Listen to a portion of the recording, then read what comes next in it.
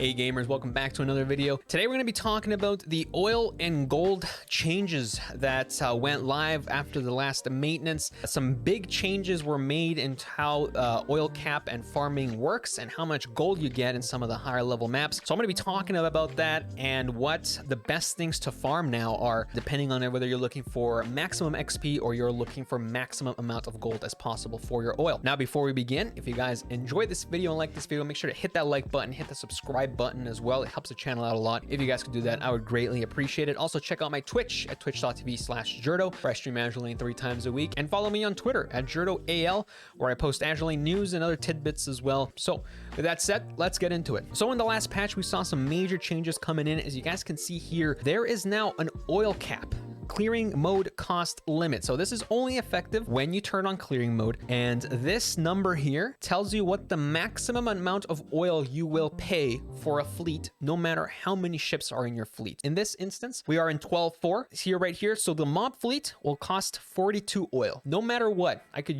go in right here with my 6 ships. It will cost 42 oil. That's the maximum that I can spend on a mob fleet in 12.4. The boss fleet is going to cost at maximum 55 oil. So I will only spend a maximum of 55 oil no matter if I go higher than that. If I go less than that, it's going to be less, but it's not a good idea, and I'll explain why in a little bit. So hitting that maximum is very important, and 55 oil, that's a maximum that I'm going to cost. Doesn't matter if I'm using all a UR, DR fleet with heavy cruisers and battleships, some of the most expensive ships in the game. It doesn't matter. It's going to be 55 oil. And similarly with subs, it's also capped at 17, but that's a bit less important. Now, every single map has different oil caps for mob, boss, and submarines, depending on the map, which we can see right here. Now, this table was created by somebody in my Discord called Long San Yuan, so thank you so much to them for making this table. And this one shows all of the oil caps for mob, boss, and submarine for every single map from 9.1 to 13.4. So again, this only affects maps chapter 9 or higher. So we start around 27, we go all the way up to 46 mob for 13.4. For those that farmed 13.4 in the past, you know that 46 is a steal. You know, you're usually spending upwards of 60 oil, maybe even 70 depending on your ships when you're farming 13.4. So being able to cap it at 46 oil saves up a ton of oil over time, which is really nice. So what does this mean in terms of farming and stuff? Well, there's been another addition to the game as well, which includes a bonus gold for when you clear a map and you beat the boss. When you beat the boss, you get bonus gold. Now, this bonus gold, this clearing bonus, is significant. It is quite a lot of gold. So we can check the next table created by somebody else and posted in my Discord server. We can see here the extra coins gained going down all of the worlds starts off at 720, and it caps out at 2,900 gold per run. That is per run.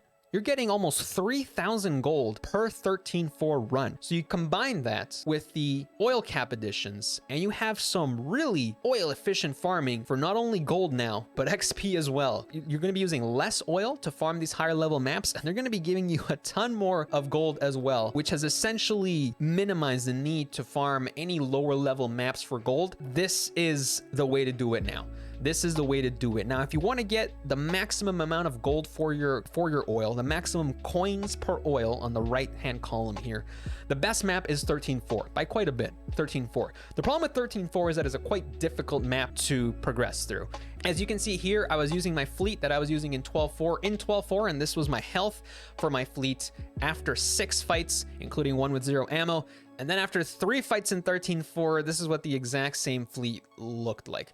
So unfortunately, it's significantly harder. You have to have a bit more preparation. You have to use more specific ships and higher level ships in order to be able to clear 13.4 decently enough with clearing mode. So in my opinion, the best place to go if you just want to throw together any level 100 plus ships and throw them at the map is 12.2 or 12.4, preferably 12.4. 12.4 has a better coin per oil ratio already than 13.1 and 13.2. It's really only beaten out by 13.3 and 13.4, but they are significantly harder to clear. So 12.4 is the map that I've chosen as my main map to farm. It gives me very good coin per oil ratio. It gives me 2,000 coins per clear, which is absolutely insane. And not only that, it's costing me less oil because of the oil caps. Why not still try to stay under the oil cost? But that's because this extra gold that you get at the end, this clearing bonus, the extra coins gained that are in this column are actually based on you maxing out that oil cost. The more oil you spend, the more coins you get.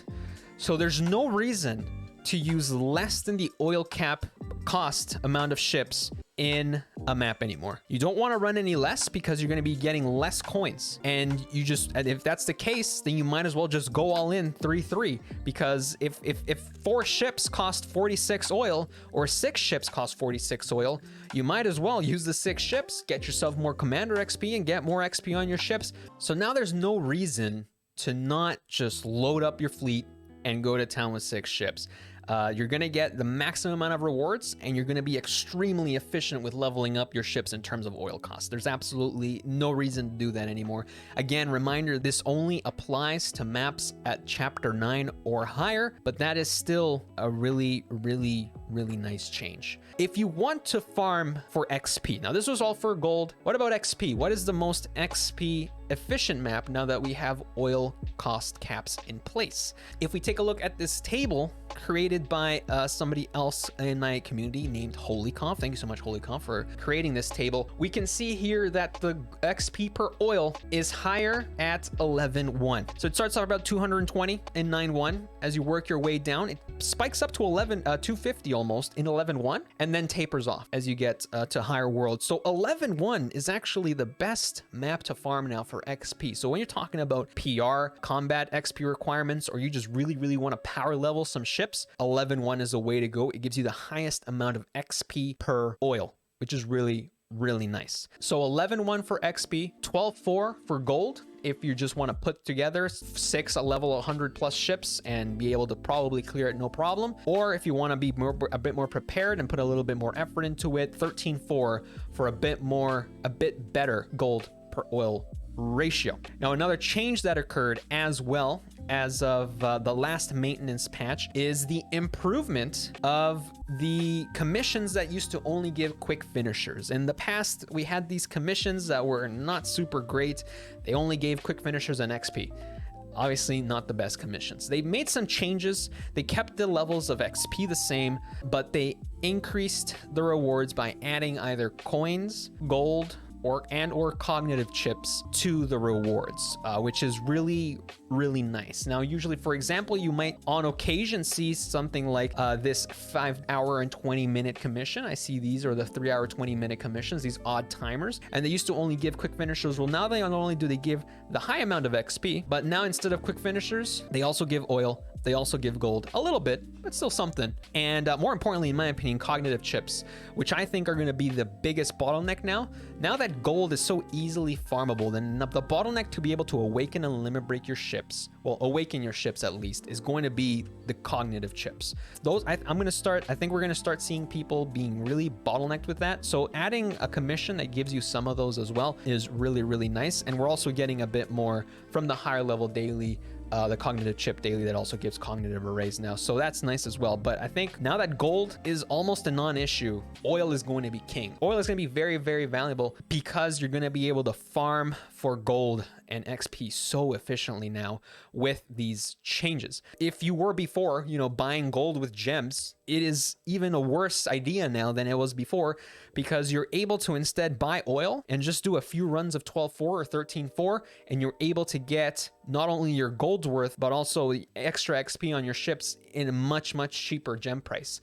For example, you can buy 2,000 oil for 120 gems when we have those oil packs in the store. That gives you 12,000 gold for approximately 120 gems. It is significantly better now to just use your oil and farm for your gold. Those are the changes that have been added to the game. They are significant. It has changed how players farm for gold and how they farm for XP. PR combat XP is going to be significantly easier now that you're able to just slam on as many ships as you possibly can. It's not going to affect your oil costs because your oil costs are going to be capped. 2-1 farming, on the topic of 2-1 farming, all I'm going to say is that 2-1 now is more of a commission farm, less than a gold farm. You still want to do 2-1. It's still decently close to oil neutral, so you're going to be using very little oil. If you go to 12.4 and you lose up all your oil and you get like 500 left, you can go to 2-1 for a little bit, farm some commissions, and you'll still be able to play for a while. But in terms of farming for pure gold, pure XP, XP. For gold, 12.4 or 13.4, and for XP, 11.1 are the new kings. It's just a really good change. I'm really happy with it.